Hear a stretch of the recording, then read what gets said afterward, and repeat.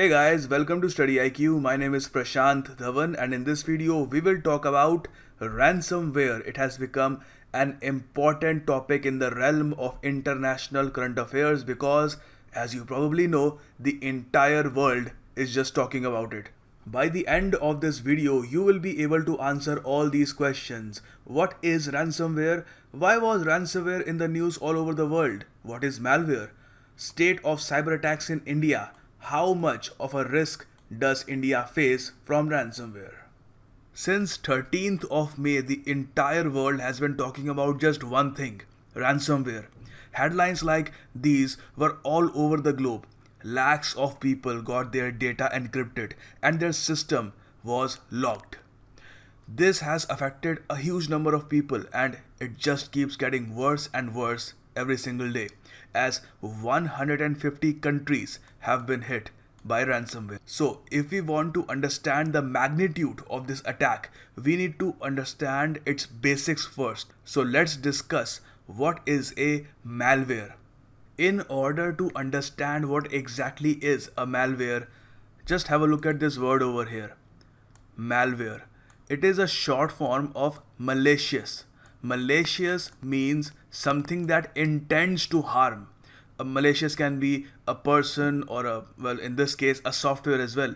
So a malware is basically a malicious software, a software that intends to harm. Harm what? Your system, of course. Malware is basically a general term that refers to a software that's harmful to your computer. So we can say that malware is also an umbrella that is used to refer to a variety of forms of hostile intrusive softwares, including computer viruses, worms, Trojan horses, ransomware, spyware, adware, scareware, and a lot others. So I think the right way to understand all these terms is to discuss every single one of them so we can differentiate between each and every one of them. Now here's a list of all the malicious softwares that are designed to harm your system. Now, of course, they vary in severity. By severity, I mean some of the malicious softwares, they can be just annoying. There are some computer viruses out there that can affect your mouse clicks. So suppose if you click once, automatically 2 clicks will be registered. So that can be quite annoying. Then you have some very dangerous malicious softwares that can actually harm your computer hardware, and that can be very bad for your system. So first of all, let's talk about a computer virus in particular. A computer virus basically attaches itself to a file and it won't really initiate its harmful activities until you click that file. So you can say that a computer virus can just be latent in a system until the user initiates something himself. Moreover, a computer virus cannot spread without a human action. Alright, so it won't really start spreading in other systems until some human action is performed, like you plug a pen drive in an infected system and then plug the same pen drive in some other system. So that's how a computer virus might spread. Then you have worms. Worms are similar to computer viruses, but they are just more lethal and way more annoying. A worm basically, as you know, worms multiply rapidly, right? If you just leave some worms in a place and come back there after a week or so, you will notice a population explosion, right? So a worm pretty much works on the same concept. It keeps on duplicating itself, it keeps on increasing its quote-unquote population. So for example, if your system has been infected by a worm, so what it will do is, so a worm will basically just go to your computer drive and it will keep on duplicating itself and keep on occupying more and more space. So slowly your computer will start getting slower and slower. You won't be able to perform very simple tasks and your computer will feel very old. You will try to increase the RAM or whatever, but it won't really be of any use because inside all the system memory is being used by the worms, and eventually it will just crash the entire system once it has occupied all the space. Moreover, a worm can automatically send itself to other systems as well. For example, a lot of worms, what they do is they attach themselves to emails and without the user's knowledge, unfortunately, and then they spread to other systems, and again they keep on multiplying and it's really scary. So definitely you do not want your system to get infected by a worm. Then you have Trojan horses. Trojan horses, they work on this concept of deceiving. This name over here, Trojan horse, this comes from the Trojan Wars of the Greek mythology. So during the Trojan Wars, a lot of horsemen, the cavalry, what they used to do was they used to create dummy horses as well, so that the enemy would get confused about the number of the total cavalry that is ready to face them. So basically, Trojan horses work on the principle of deceiving people. How they work is that, suppose if you go to a website and you see a software over there, and it is written that this software is really good for your PC, it will make your PC very strong, and you decide, you know what, I will download it. But in reality, that software is just deceiving you. It has nothing to do with improving your PC's performance. It is just hiding malicious software inside of it, and the moment you install this software, your computer will get infected by Trojan horses. All right. Then you have ransomware. We will discuss ransomware in depth in the next slide. And of course, spyware. Spyware basically, as you can see by the name, it spies on your computer. Once your computer is infected by a spyware, it will spy on all of your activities, and this can be very, very dangerous. So for example, if you open a browser and log in your bank account, so the spyware is watching you, and it can actually just spy on your bank ID and password, and eventually a hacker might just steal all the money out of your bank account.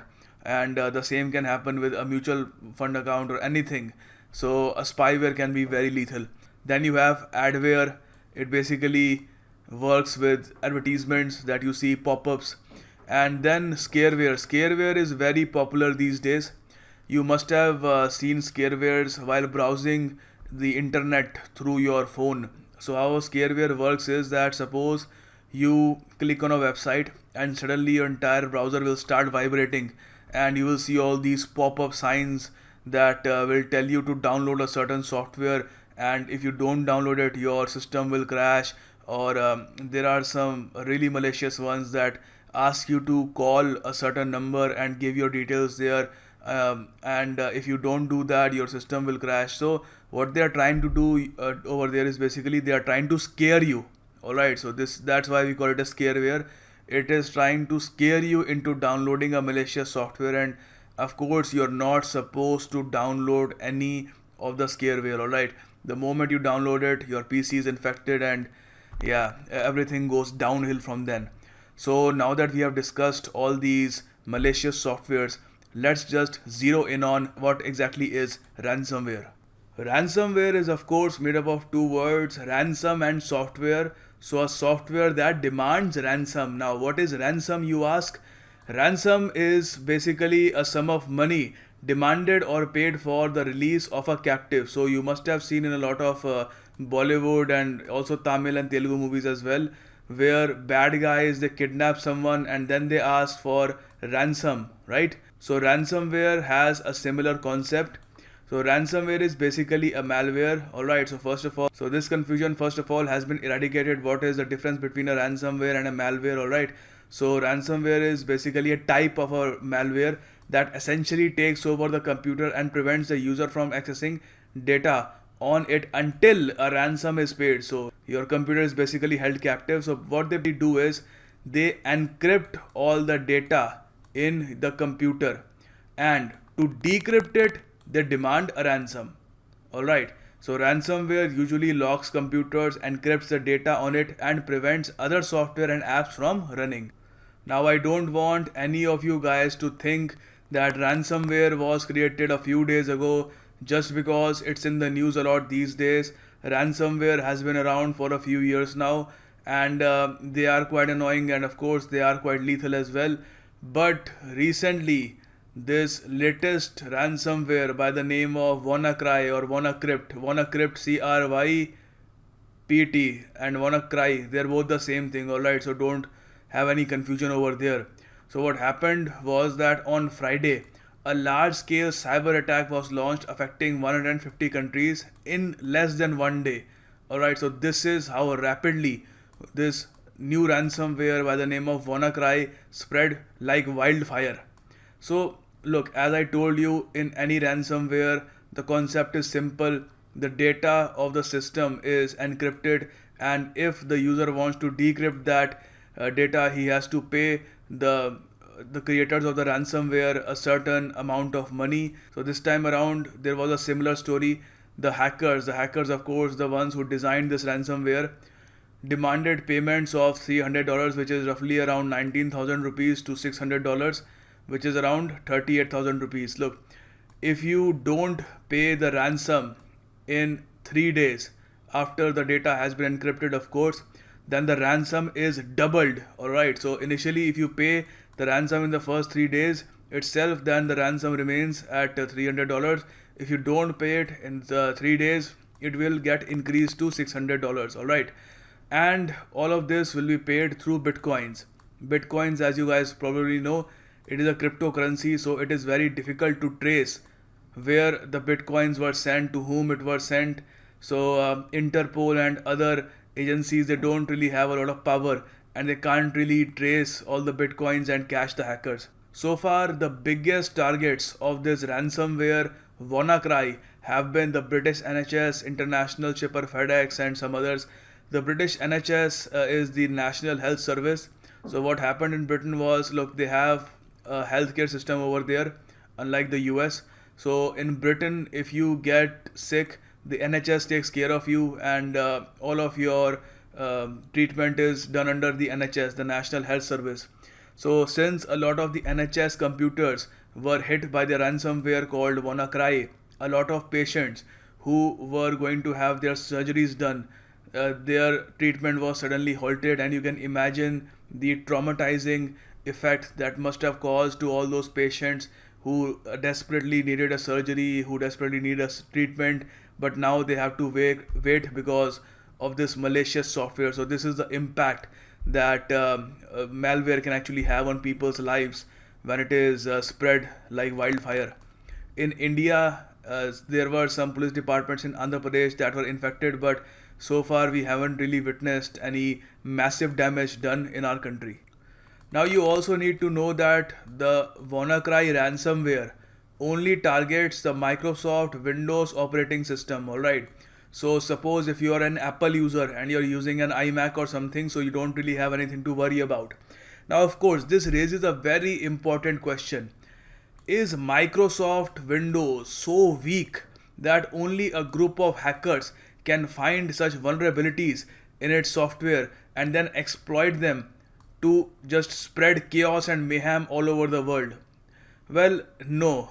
Actually, the hackers weren't the people who managed to find the weaknesses in the Microsoft operating system.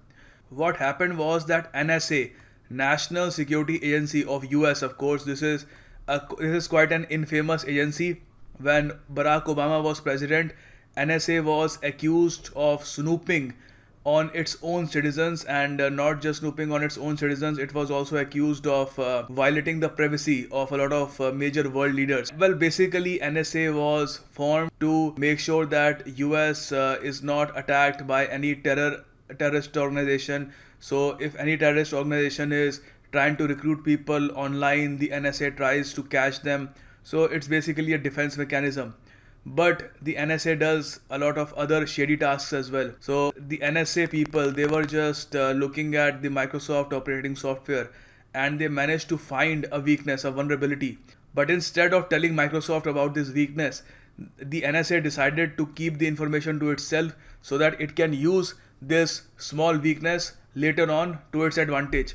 And this was a very bad decision, because this information was leaked from the NSA office. Yes, the NSA could not manage to keep this information secure about the weakness of the Microsoft Windows, and it got leaked, and some hackers stole all the information about it, and then they created this ransomware called Wannacry, and it has had such devastating effects so far, as I just told you.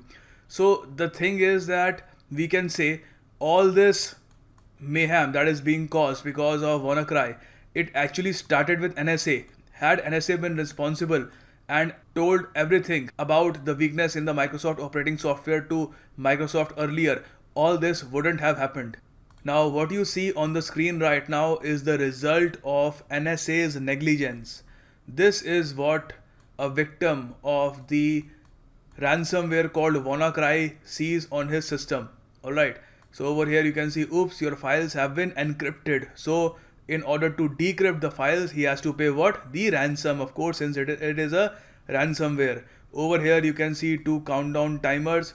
The first one telling the person that his ransom will be doubled from $300 to $600 within so and so time if he doesn't pay. And if he doesn't even pay after that, then all of his files will be lost. So you can imagine how traumatizing all of this can be for someone, because you can only pay the ransom through Bitcoin, and not everyone has Bitcoin. A lot of people don't even know what Bitcoin is. So it's basically a cryptocurrency. I'll make a separate video on Bitcoin very soon. So basically what the problem is that a person has to find where to get Bitcoins first, buy Bitcoins and then pay them. So it's quite traumatizing. And just imagine if someone has some very valuable projects in his or her laptop or computer, how would that person be feeling right now? It must feel very helpless. And I think that Microsoft and NSA, all these giants, they should really think about how the common man is being affected by their negligence. Now let's find out what our country, India, has done to stop this ransomware. Well, there is not much any country can do to stop this ransomware right now, alright, because I told you that it is spreading like wildfire, and we don't even know who the hackers are. So, so far our Computer Emergency Response Team, CERT, has issued a red alert and advised users and organizations to apply patches to Windows. So apparently a lot of cyber experts have advised people to make sure that their Windows operating system is up to date, so that the ransomware cannot really affect their system, because it is usually targeting all the Windows systems that are outdated, that don't really have all the updates installed. And since CERT is in the news, I suggest you memorize all these details as well. The agency executive is Sanjay Behel. All this information is quite important. You might see a question pop up in the preliminary examination of UPSC based on the information given over here. And the parent department of CERT, Computer Emergency Response Team, is Ministry of Electronics and Information Technology. And the headquarters of CERT is, of course, in New Delhi. Now here's a list of the things that we should be worried about. Ransomware can pose some very serious threats to India. Some of them are listed over here. Terror financing. So it is a very big possibility that some terrorist organization might recruit some programmers to create more ransomwares, and then of course they can spread more chaos and mayhem. And of course the security of defense establishments can be compromised because of these ransomwares, as I told you before how they work. So if they are specifically targeted at our defense establishments, we might be in a world of trouble. Finally, this whole thing, this ransomware thing, is a big blow to the Cashless India initiative. Alright, so if certain malwares are not stopped and we keep witnessing these certain outbursts of malwares all over the globe, then of course in countries like India, where we are taking baby steps towards cashless economy, the whole Cashless India initiative will be very much hurt. And of course our financial establishments like RBI, our banks are also in danger and can be attacked by these malwares. Finally, the Digital India program, the flagship program of the government of India, can be affected as well. So all these threats are very much feasible. They can happen, and we must make sure that they don't happen. Now, what India should do to prevent such attacks? Well, first of all, we don't have a national encryption policy. Since we are talking about ransomware, we discussed that basically they just encrypt all the data in the system. So we need a national encryption policy to deal with such situation. And finally, we need to make people aware about cybersecurity, since the government of India is trying its best to promote a cashless economy, and it's trying to make people digitally literate, but not a lot of emphasis is being given to cybersecurity and the threats that a person might face from cyber attacks. So it's very, very important for the government to focus on this as well. And I actually urge all of you, if you do post on any forum or wherever you do post, do make sure to raise the issue of the awareness that people need to have about cybersecurity in India, because not a lot of people know that they need to use a proper security software to protect their PC, and they need to make sure that they aren't attacked by a hacker. So all these things are very important, and we need to raise our voices so that the government notices it and eventually takes some measure to raise awareness about cybersecurity. Finally, what are you supposed to do to prevent these attacks? And if you already have a system that has been affected by this ransomware, well, if your system is already affected by this ransomware, then the only option right now you have is to pay the ransom.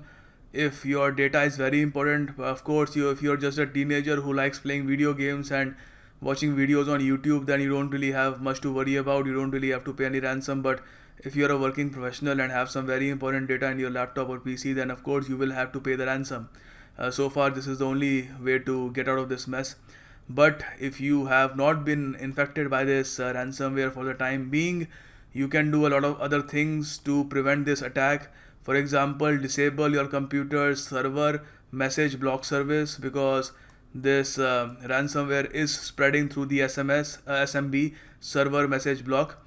And of course, install the latest Microsoft patch. You can also go to their website and download it from over there if you don't have automatic updates installed. And of course, just back up your data on an offline hard drive. This is quite important. Alright, make sure that all of your data is stored somewhere else if it is quite important. Finally, as I told you, install all the Windows updates.